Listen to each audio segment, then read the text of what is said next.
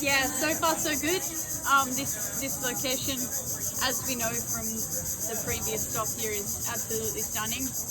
I feel in my natural habitat. I love to be out and about on the cliffs, climbing along the edge. It's been a really fantastic experience to be here so far, and I think on top of that, all of the Filipino people have been so welcoming and so kind, and I guess we're all just really excited to show them what our sport is all about.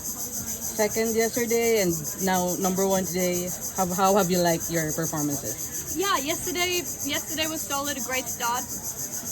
Today could have been better, could have been worse, but that was still solid.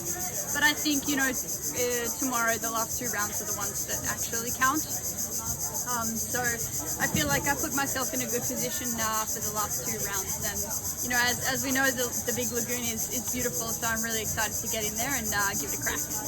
And lots of people probably will be there tomorrow. How is it different performing, in front of a bigger crowd as opposed to the small lagoon where it's just, a couple of people on the kayak? I personally really like it. I like both sides of it. Today in the small lagoon and yesterday at Rhiannan Island, it feels so peaceful and you feel like you're completely with the nature and you're completely with the ocean. And then tomorrow, you have so much energy from the crowd, and I'm a diver that is known for loving the energy and feeding off that energy of the people. You do something like that in front of a huge crowd. Do you think you'll encourage maybe a few young Filipinos to, get up there, get on the high board also? Yeah, I certainly hope so.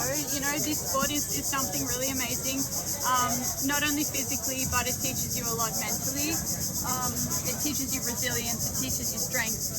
There's a lot of amazing attributes and qualities that come out of doing a sport like diving, whether it be 3 meter and 10 meter, because I know in Manila they have some amazing facilities, and it'd be great to see a lot more divers get involved and enjoy the experience. When you're up there, what are you thinking? How do you psych yourself up there, standing like that? That's a really challenging question to answer. It's always kind of different. Sometimes you need to psych yourself up a bit more, and sometimes you need to really calm yourself down. So for me, it's a lot of visualization and taking myself away from the sport. Sometimes I feel too overstimulated, and I'll close my eyes and think about my nephews and niece at home in Australia on the beach, and it'll calm me down. And other times, you need to jump up and down and listen to some Pearl Jam or something a bit heavy and psych yourself up. But in terms of what you're thinking when you're standing up there, it's usually purely and basically what you're about to do, the technical side of things. It's easy to be overwhelmed and to let those fears and the height of the platform take over. But, you have to work on that to make sure that you stay calm and in the right place. Rhiannan, you won 8 straight, right? 8 straight World Championships. What keeps coming back? What keeps you coming back? Because some of the athletes have done something like you've done. They already. They're satisfied. They already want to hang it up. But what keeps you coming back?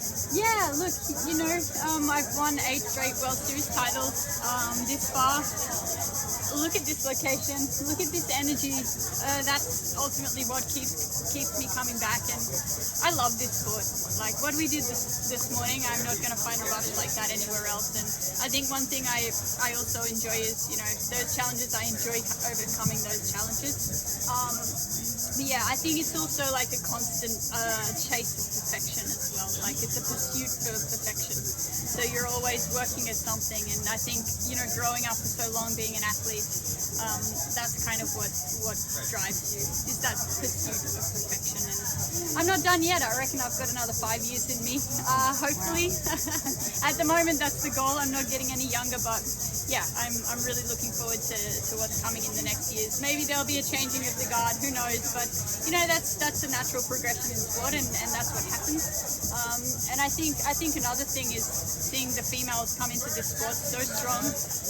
It's such a cool thing to be a part of, and to know that I've been one of the pioneers from the beginning has also been an amazing thing. So I don't want to step out and not see where it goes. I want to continue and try and keep up with the young guns. Yeah. Sorry, one last question. Last one. You've been around the world. You've you've won titles around the world. Personally, where would you rank in Nido in terms of The location. dive destination and overall experience Yeah. as an island? It's this place, as I said, is the cliff divers paradise. And as an Australian, I know that it's quite close to come here and experience it. And yeah, I mean, I can't wait to go back and tell my friends about how awesome this place is. But yeah, that's really tough to rank it, but I would say it's definitely up there. We do a lot of locations, but this for me is the best tropical paradise that I could come to and dive. Thank you so much. Thank you so much, Ryan. Good luck tomorrow. Good luck. Thank you guys.